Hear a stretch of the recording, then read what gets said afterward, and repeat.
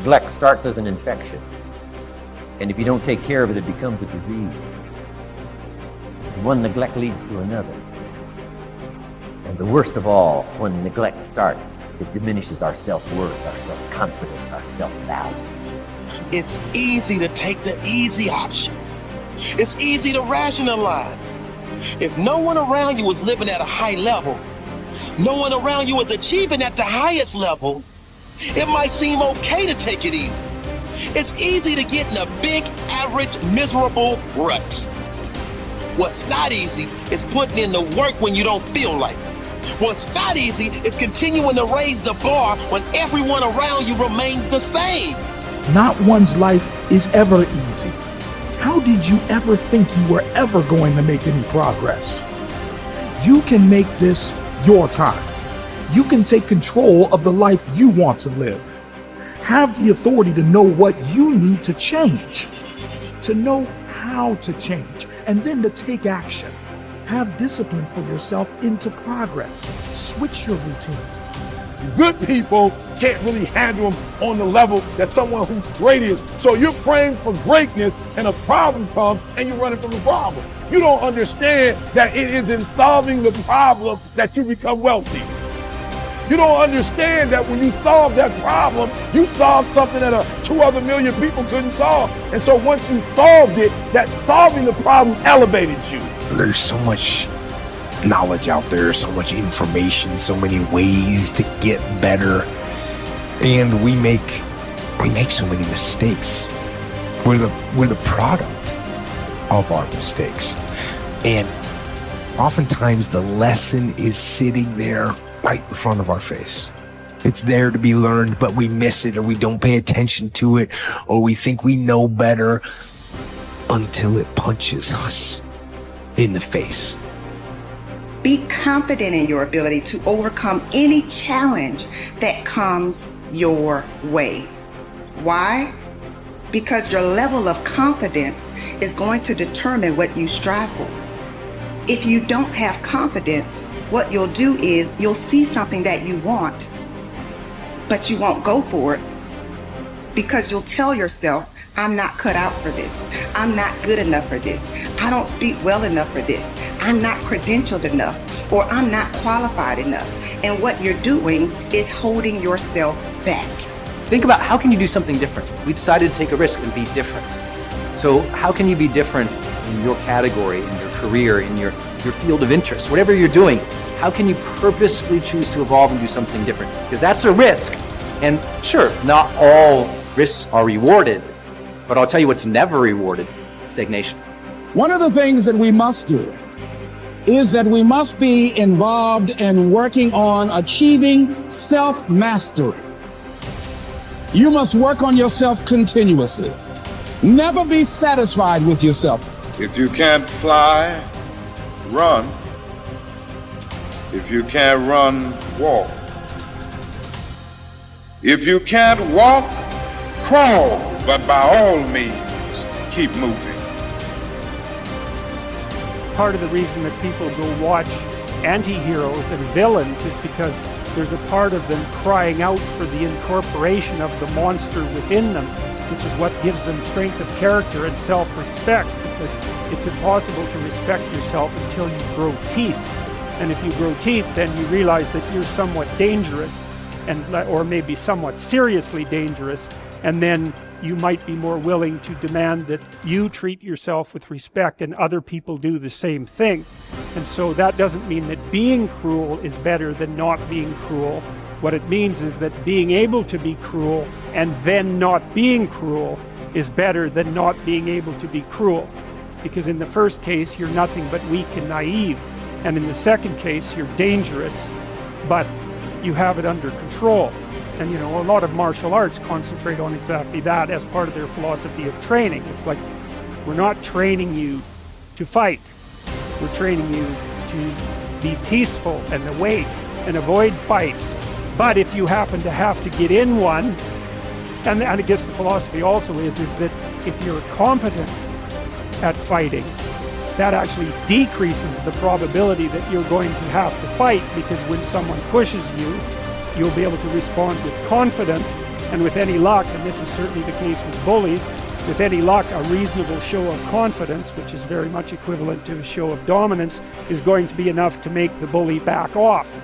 And so the strength that you develop in your monstrousness is actually the best guarantee of peace. And that's partly why Jung believed that it was necessary for people to integrate their shadow. And he said that was a terrible thing for people to attempt, because the human shadow, which is all those things about yourself that you don't want to realize, reaches all the way to hell. And what he meant by that was, it's through an analysis of your own shadow that you can come to understand why other people are capable, and you as well, of the sorts of terrible atrocities that characterize, let's say, the 20th century. And without that understanding, there's no possibility of bringing it under control. It's also partly why the path to enlightenment and wisdom is seldom trod upon, because if it was all a matter of following your bliss and doing what made you happy, then everyone in the world would be a paragon of wisdom. But it's not that at all. It's a matter of facing the thing you least want to face as the gateway to wisdom, and the gateway to the development of personality, which is exactly the same thing, is precisely through the portal that you do not want to climb through. And the reason for that's actually quite technical.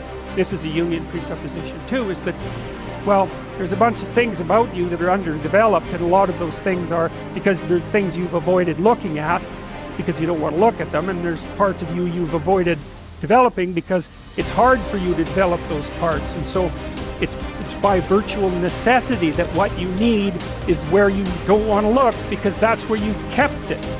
The starting point of setting goals is for you to throw off all mental limitations and let your mind roam freely across the entire universe of possibilities.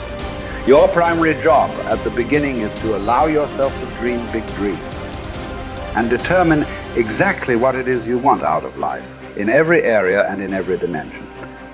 Decide what's right before you decide what's possible. Imagine that you can be or have or do virtually anything that you really want to, as long as you know exactly what it is. First, make up a dream list. Temporarily imagine that you have no limitations of time, money, knowledge, contacts, experience, or education. Imagine that anything that you can write down is possible for you. Remember, anything that you can clearly define and crystallize on paper is probably possible if you want it long enough and hard enough and are willing to make whatever efforts and sacrifices are necessary. There are no unrealistic goals, only unrealistic timelines. The very act of writing your goals down sets the whole universe to work in your favor and activates all the mental laws to help you. In fact, many people have had the experience of writing out a list of goals on New Year's Day, putting them away and not referring to them again until the end of the year, and then finding that 80% of the goals have been achieved, sometimes in the most amazing ways. The very act of writing down big, challenging goals causes three things to happen. First, your self-concept improves and your self-confidence goes up immediately. The act of setting goals requires self-confidence and simultaneously builds self-confidence. Having the courage to write down what you really want improves your self-image and raises your self-esteem. The action itself generates a feeling of greater personal power and ability. Second, tap into your mental and emotional powers. Goal setting actually gives you a burst of physical and mental energy. Your heart rate and your respiratory rate speed up. The very act of goal setting is inherently exciting. It sounds a little corny, but someone once said, feeling listless. Make a list, it's true. It's like stepping on the accelerator of your own mental and physical potential. And if you do it every day, the results can be amazing. Third, commit it to paper. The very fact that you have committed a goal to paper dramatically increases the likelihood that you will achieve that goal. Your mind is structured in such a way that you cannot write down a goal clearly on paper without simultaneously having the ability to somehow attain it. The most important question is, how badly do you want it? As soon as you plant the garden, the busy bugs and the noxious weeds are out to take it. And you've got to learn not only to nourish your values, you've got to learn to do battle with your enemies. Whatever threatens you, I'm asking you to threaten it back. Take care of your responsibility, but don't take anything off of anybody. Somebody wants to destroy your chances for a good future by their negative talk, negative thinking, putting it all down. I'm telling you, walk away if you have to. Walk away. Whatever threatens you, threaten it back. Whatever threatens your opportunity, threaten it back. Now, some of our enemies are on the outside, but here's the most important thing to understand. Some of our enemies are on the inside. Let me give you a quick list. Indifference. You got to do battle with your own indifference. Boy, it's easy to coast, especially if you've accomplished something, extraordinary. Now, somebody says, I got to relax. Here's the key. Not too long. The weeds will take all you plant if you rest too long. Don't rest too long. Indecision. You got to make those decisions. The ones that don't turn out to be good gives you experience to make better decisions. Don't let much time go by without making some decisions. The ones that you can make quickly, make them quickly. The ones that take time, take your time. But get those decisions made. Don't let indecision be an enemy, rob you of the future, empty your bank account, leave you with zero in the purse. Don't let that happen. The next one is doubt. But I'm asking you not to pick up all those doubts.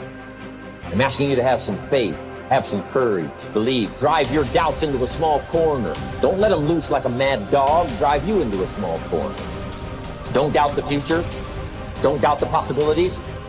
Here's the most important one of all. Don't doubt yourself. If I've got miracle working power to change my life, so do you. If I've got the ability to change, so do you. If I've got the ability to read, so do you. If I can discover, so can you.